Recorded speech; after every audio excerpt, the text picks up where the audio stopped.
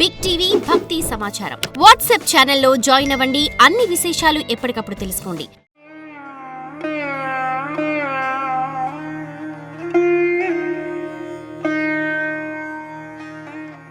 ప్రవృత్తి మనుగడకు సంబంధించిన ప్రక్రియ. మనలో సహజంగా మనల్ని మనం రక్షించుకోవాలనే ప్రవృత్తి ఉంటుంది. మనం కృత్రిమ వాతావరణంలో నివసిస్తూ ఉండడం వల్ల అది కాస్త బలహీనమయ్యి ఉండొచ్చు. మీరు కనుక ప్రకృతిలో నివసించడం మొదలు పెడితే అతి తక్కువ కాలంలోనే మీలో వేరే స్థాయి ప్రవృత్తి ఉండటాన్ని గమనిస్తారు. కాబట్టి ప్రవృత్తి వేరే, అంతర్దృష్టి వేరే. Intuition is a different aspect. ప్రవృత్తి అనేది భౌతిక విషయాల్ని గ్రహించడంలో పనికొస్తుంది. అంతర్దృష్టి గ్రహణశక్తికి సంబంధించింది కాదు. అంతర్దృష్టి అనేది కేవలం మరొక విధంగా గణించే పార్శ్వం. అదే సమాచారం తర్కంతో చేస్తే 1, 2, 3, 4, 5 అడుగులు. అంతర్దృష్టితో ఒక్క అడుగు అంతే. అయితే అంతర్దృష్టిని పెంపొందించుకోవడం ఎలా? ఇందుకు చాలా పద్ధతులున్నాయి. మీరు చేసే శాంభవి మహాముద్ర తప్పకుండా మీ అంతర్దృష్టిని మెరుగుపరుస్తుంది. కానీ అదే పనిగా మనసు పెట్టి దాన్ని మెరుగుపరుచుకునే ప్రయత్నం చేయకండి. అలా చేస్తే అంచనా వేసి చెప్తూ ఉంటారు. అంతర్దృష్టి అంటే అంచనాలు వేయడం కాదు. అంతర్దృష్టి అంటే మీకు ఆ విషయం స్పష్టంగా తెలుసు అంతే. దానికోసం మీ జీవితాన్నే పణంగా పెట్టొచ్చు. అంచనాలు వేస్తే అది అయోమయానికి గురిచేస్తుంది. ఓ, నా గట్ ఫీలింగ్ చెప్తోంది అని కొందరు అంటూ ఉంటారు. వాళ్ల పేగు ఎప్పుడు ఏదో ఒకటి చెప్తూ ఉంటుంది. చెడ్డ ఆహారం తినడం వల్లనేమో. కాబట్టి అంతర్దృష్టి పెంపొందించుకోవడానికి కొన్ని ప్రత్యేక విధానాలున్నాయి. కొన్ని యోగా వ్యవస్థలు పూర్తిగా ఎడమ భాగం మీదే శ్రద్ధ పెడతాయి. ఇక్కడ ఇలాంటి ప్రోగ్రాముల్లో మీరు నాతో నేర్చుకునే యోగాలో మేము మీ కుడి ఇంకా ఎడమ భాగాల్ని సమతుల్యంలోకి తీసుకురావడానికి ప్రయత్నిస్తాం. ఎందుకంటే మీరు సామాన్య జీవితం సాగించాలనుకుంటూ ఉంటారు కాబట్టి. కొన్ని యోగ వ్యవస్థల్లో వారికి సామాన్య జీవితం మీద అసలు ఆసక్తి ఉండదు. వారి లక్ష్యం కేవలం అంతర్దృష్టిని పెంపొందించుకుని జీవితాన్ని ఒక విధంగా చూడడం మాత్రమే. వారు ఏం చేస్తారంటే తేనె పట్టు తీసుకుని వారి కుడి ముక్కు రంధ్రాన్ని మూసేస్తారు. 12 సంవత్సరాల పాటు, ఒక సౌరచక్రం పాటు, అంటే 12.5 సంవత్సరాల పాటు మూసేస్తారు. దాంతో తార్కిక బుద్ధి చాలా వరకు కృషించిపోతుంది. అప్పుడు వారికి ఎటువంటి ఆలోచన ప్రక్రియ ఉండదు. కానీ వారికి నాగుపాముల ఊరికే అలా అన్నీ తెలిసిపోతూ ఉంటాయి.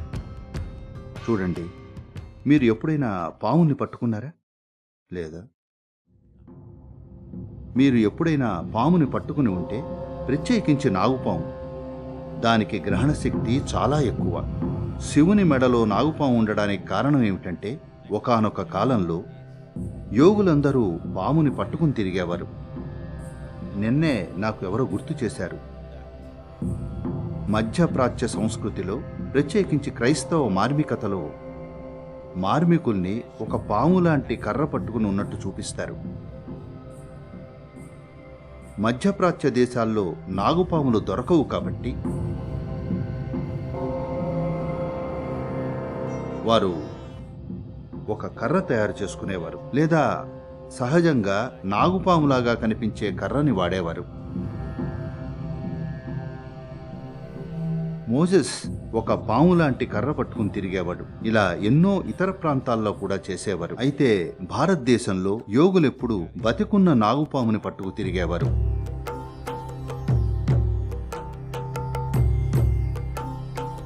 ఎందుకంటే దాని గ్రహణ శక్తి అద్భుతంగా ఉంటుంది. ఇక్కడ చాముండి కొండల్లో ఉండే ఒక నాగుపాము ఒకవేళ కాలిఫోర్నియాలో భూకంపం రాబోతుంటే, ఇంకా రాలేదు, రాబోతోంది, ఇంకా ఏమీ మొదలవలేదు, రిక్టర్ స్కేల్ ఏం చెప్పట్లేదు. కానీ ఈ నాగుపాము అప్పుడే భిన్నంగా ప్రవర్తించడం మొదలు పెడుతుంది. మీరు శ్రద్ధగా గమనిస్తే మీకు వెంటనే ఏం జరగబోతోందో తెలిసిపోతుంది. దాని గ్రహణ శక్తి అంత గొప్పగా ఉంటుంది. దానికి భూమి ఉద్దేశాలు కూడా తెలిసిపోతాయి. జరిగేవి కాదు, ఉద్దేశాలు ముందే తెలిసిపోతాయి. శివుడు నాగుపాముని ఇక్కడ పెట్టుకుని తిరగడానికి కారణం అదే. ఒక పాకే ప్రాణి, ఆయన దాన్ని కాలి దగ్గర పెట్టుకుని ఉండొచ్చు, కానీ ఇక్కడ పెట్టుకుంటాడు. దీంతో ఆయన ఏం చెప్తున్నాడంటే, నువ్వు నా అంత గొప్పవాడివి అని చెప్తున్నాడు. ఆయనకు 3 కళ్ళున్నాయి, చూడగలిగేదంతా ఆయన చూస్తున్నాడు. కాని ఈ నాగుపాము కూడా నా అంత గొప్పది అని చెప్తున్నాడు. మీరు నన్ను ఆరాధిస్తే అతన్ని కూడా ఆరాధించాలి, ఎందుకంటే నా అంత గొప్పవాడు. నేను చూడగలిగేదంతా అతను చూడగలడు. అందుకే నాగుపాము చాలా విశిష్టమైంది.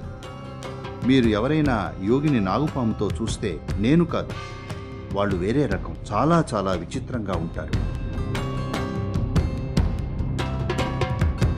వాళ్ళ దగ్గర నాగుపాము ఉంటుంది, ఇంకా వాళ్ళ ఎడమ చేతికి ఆకుపచ్చ రంగు గాజులుంటాయి. మీరు వాళ్ళని చూస్తే వారి కుడి ముక్కు రంధ్రం తేనెపట్టుతో మూసి ఉంటుంది. కొంతకాలం తర్వాత అతనికి తేనెపట్టు లేకపోతే దానర్థం అతను 12 సౌరచక్రాల కాలం దాటేశాడని. అతని సాన్నిధ్యంలో ఉండడం చాలా మంచిది. అతని దగ్గర మీ ఊహకందని విషయాలు చాలా ఉంటాయి, కాబట్టి మీరు అలా చేయలేరు. మీరు ఏం చేయొచ్చంటే, సరళమైన శాంభవి సాధన ఈ పార్శ్వాన్ని తప్పకుండా తెరుస్తుంది. కానీ మీరు అంతర్దృష్టిని మెరుగుపరచడానికి ప్రయత్నించే ముందు మీ జీవితంలో తార్కిక పార్శ్వాన్ని స్థిరపరచుకోవడం చాలా చాలా ముఖ్యం. లేకపోతే తిన్నగా ఆలోచించలేని ప్రతి మూర్ఖుడు అతనికి అంతర్దృష్టి ఉందనుకుంటాడు.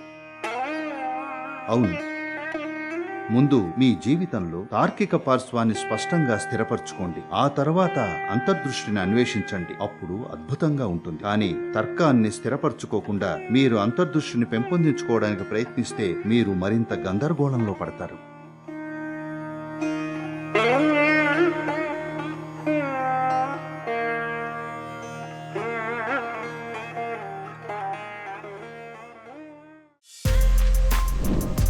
For more videos like this, subscribe Big TV channel.